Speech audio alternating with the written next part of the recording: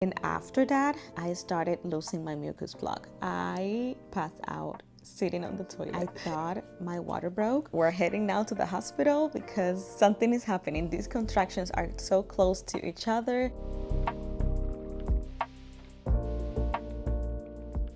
Hi, welcome to my channel. In today's video, I'm gonna be sharing my positive but realistic labor and delivery experience or story time. I am currently now 1 week postpartum, and I wanted to kind of record everything while it's still kind of fresh in my mind. Something about labor and delivery is that it's unpredictable, okay? Nothing, you can plan things, but it can always turn out to be different what you plan, okay? Because there's many things that can change, and you're laboring, you're giving birth to a human being.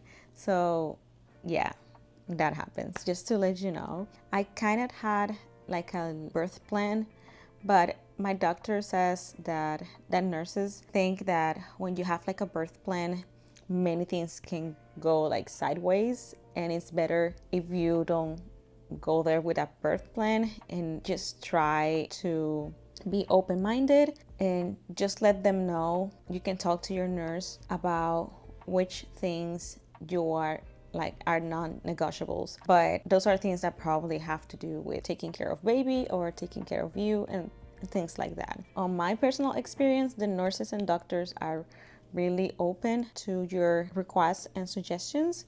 So just talk to them, okay? And if you need to have it on writing, sure, but just know that those things can change. Me personally, to prepare myself for labor, I was doing exercises with the joggable. I was getting perineal massages, perks to my husband.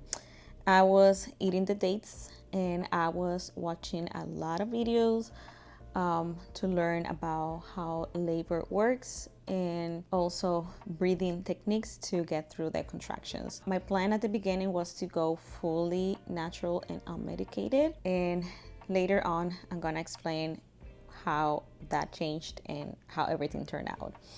Basically, my sister-in-law was going to be the second support person for me and my husband during labor and delivery. So I was like, baby, I need you to hold and wait for your aunt to be here so she can be like the labor and delivery, okay? And this girl, my baby, was so obedient that I didn't start contractions and getting into labor until the next day she got here. So she got here on May 10th, and on May 11th, I started having like contractions and episodes. Basically, that morning on May 11th, I decided to do the miles circuit in the morning. The miles circuit is basically 3 exercises or 3 poses that you do, each one for 30 minutes, and that's supposed to help like open up your pelvis and kind of get yourself in labor. I did that, and after that I started losing my mucus plug. I believe in a way that kind of helped, like that kind of worked, you know. So I was like, oh, it's happening, something is happening. Basically, I was having like a lot of Braxton Hicks, and kind of lower back pain, but I wasn't feeling them as contractions. In the late afternoon, or like it was night already, I had 2 episodes of constant contractions with no pause. It was just the pain and the pressure. I felt like my baby wanted to come out, and it was so painful that I cannot even explain to you. And I was like, this is not normal because the pain is constant and it's not stopping. Contractions are supposed to stop and come like in waves. So I was like, I told my husband, like, you might need to call 911 because I don't think I will be able to get myself like in the car with this pain. I had that episode for like 20 minutes and kind of stopped, and I was like, okay, we have a window, let's go to the hospital. We go to the hospital, and on our way there in the car, I started having another episode, and it was so bad, so painful, because when you're in the car, like being on a seated position is not the best for a contraction. I was dying, but We got ourselves to labor and delivery, and the nurse checked me in and checked on me to see if I was dilated or effaced. And when she checked, she said, "You're closed." Not centimeters, not dilated, not effaced, nothing. I was like, what are these contractions? Because they were able to see the contractions on their system and they were pretty consistent and strong. And she said, like, these are like false labor contractions or prodromal labor contractions, and basically that can happen. And I was like, oh, these ones are crazy because I had them non-stop. It was such a really painful experience. I felt like the head of my baby was kind of crushing into my pelvic bone. It was such a painful experience. So they gave me something for the pain and they sent me back home because obviously I was not dilating at all. So once I get home, literally once I get into bed, I started to have regular contractions. So I noticed that my belly will get tight and I will feel that lower back pain, and then a sharp pain will run through my legs. And then that's when I noticed, like, I think this is an actual contraction. I downloaded an app. I started like counting the contractions, and they were like separated by like 8 minutes. Sometimes I will get a break of 30 minutes, 15 minutes. I was like, oh, maybe I'm having now like real contractions. But the next day in the morning, well, actually that same day, but then later in the morning, I woke up feeling like such a peace and kind of without nothing else to do than just waiting for my baby. I decided to have a moment of prayer and worship and talk to God and my baby and kind of present him that the labor that I was about to have, like the labor and delivery. And I just felt so like good, like at a like such a peace moment. And my friend sent me a video like, hey, I did this workout and I think this can help you get yourself like into labor naturally, or kind of help you advance those centimeters. And I did that 10-minute workout. After that, I got myself into a hot water bathtub. When I got in the bathtub, I was having more consistent contractions. The water kind of helped getting like through the contractions. And after that, we decided to hands press colostrum to kind of release oxytocin and get myself more like effaced or dilated. I don't know why we did that, because right after that, my contractions were picking up for sure. It was such a crazy thing and so painful. They were really, really, really painful.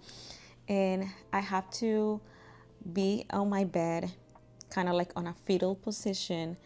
My sister-in-law was rubbing my back and I was breathing through the contractions. All of this I'm holding at home, thinking that I still probably at 3 centimeters or like 2 centimeters, I don't know.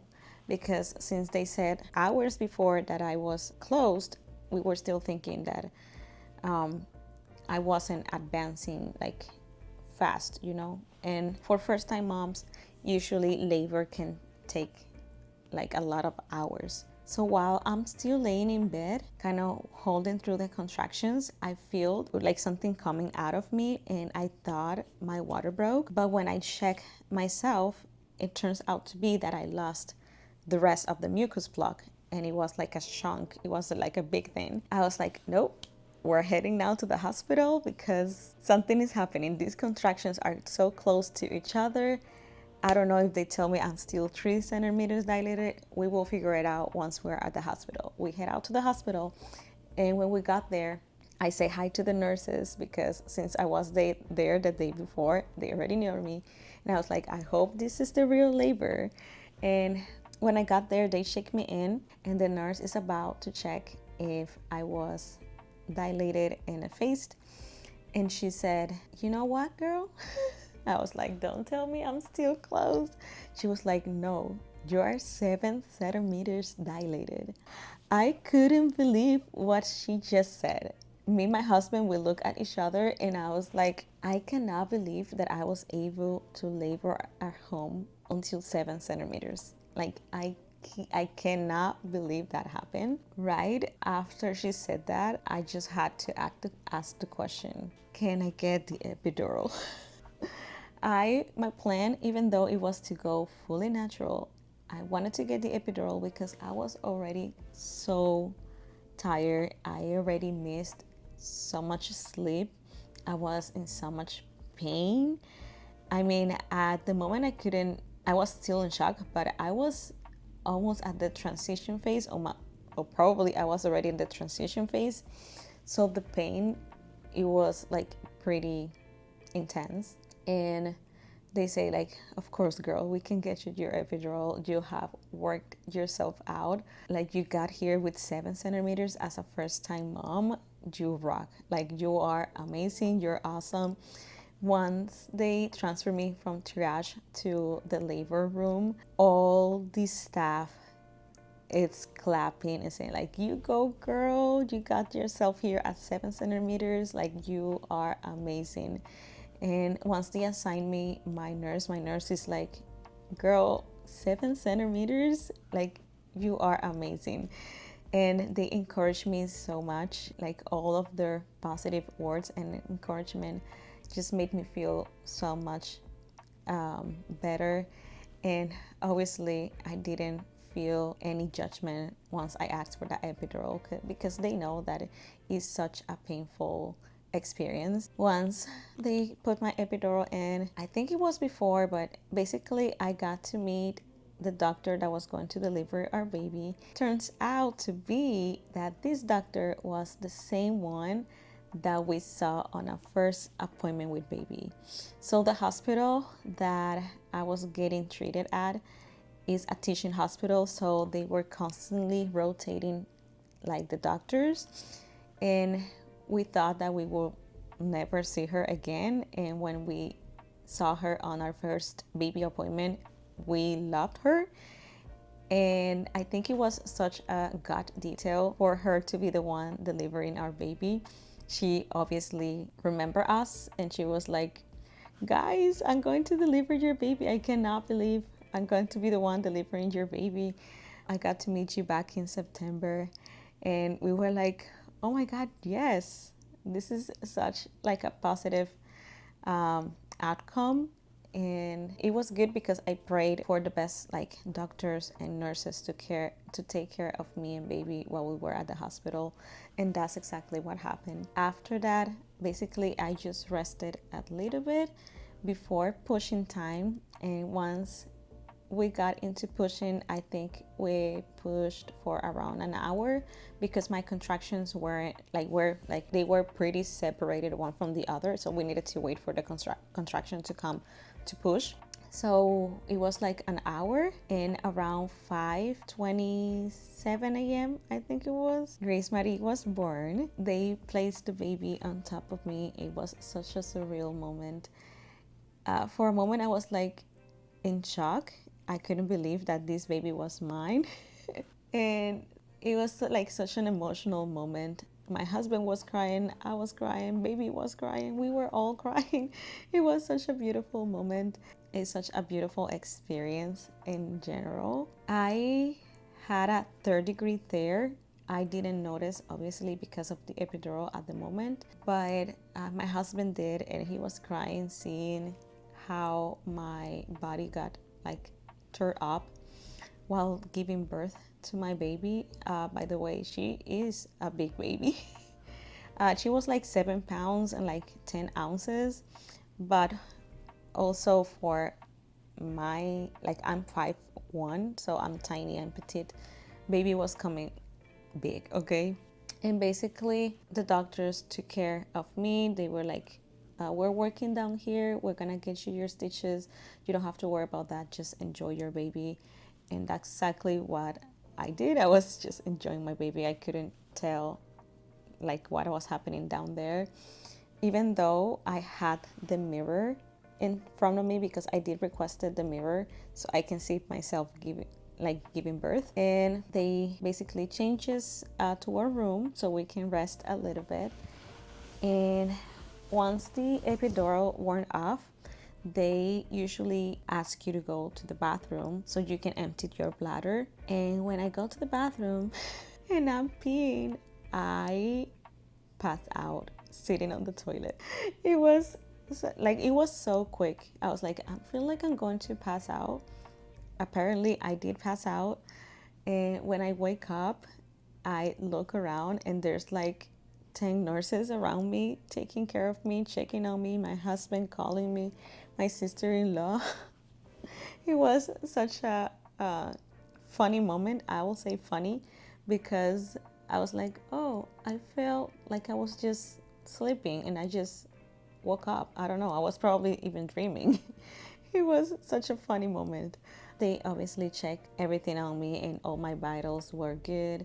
It was probably just because the anesthesia kind of wore off and I was laying in bed for long hours. Everything was good with me, everything was good with baby. But in general, they treated us like really well. The personnel at the hospital was amazing. It was such a really nice experience. But yeah, that was my labor and delivery story or experience as a first-time mom. If you have any questions about my experience in general, please let me know in the comments and I will be happy to answer them.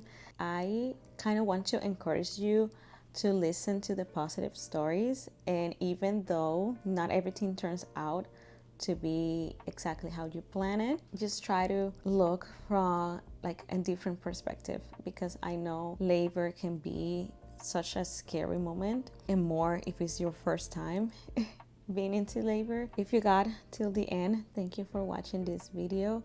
I hope you really enjoyed, and don't forget to hit that subscribe button and like if you like the video, and comment something, and follow me as well on my socials where I'm usually posting more regularly. Remember to do everything with love, Yang.